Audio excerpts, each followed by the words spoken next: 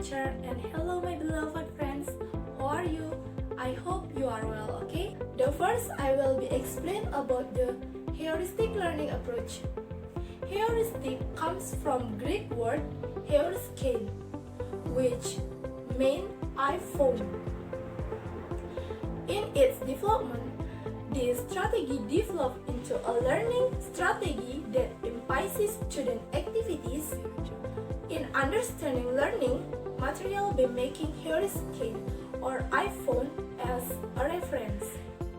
The main stressing of learning in heuristic strategy are development of thinking ability, increasing the ability to practice research method and technique, specific skill training, and practice finding something.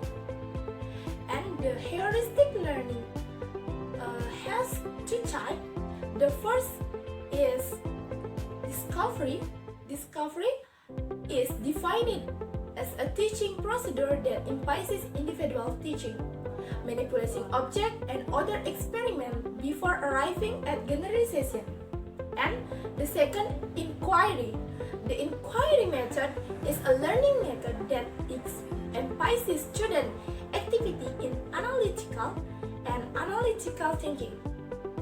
Strength about the heuristic approach.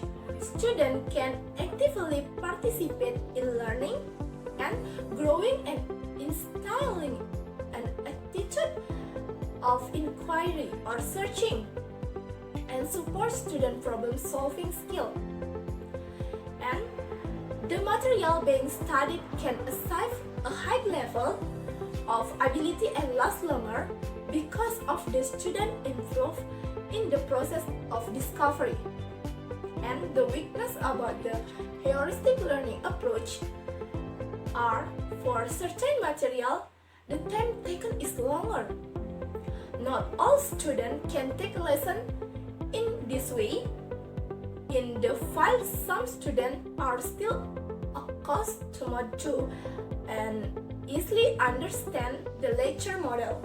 The next, I will be explain the expository learning approach. Expository learning strategy is a learning strategy that emphasizes the verbal process of delivering material from a teacher to a group of students with the intention that such student can master the subject matter optimally.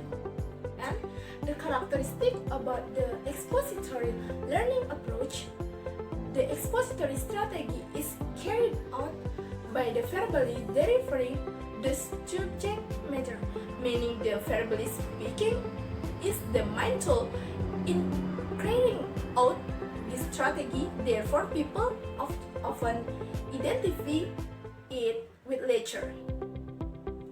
And usually, the subject matter delivered is ready-made subject matter, such as data or facts, certain concepts that must be memorized so that they do not require students to rating. And the next, about the strength and the weakness of expository learning approach.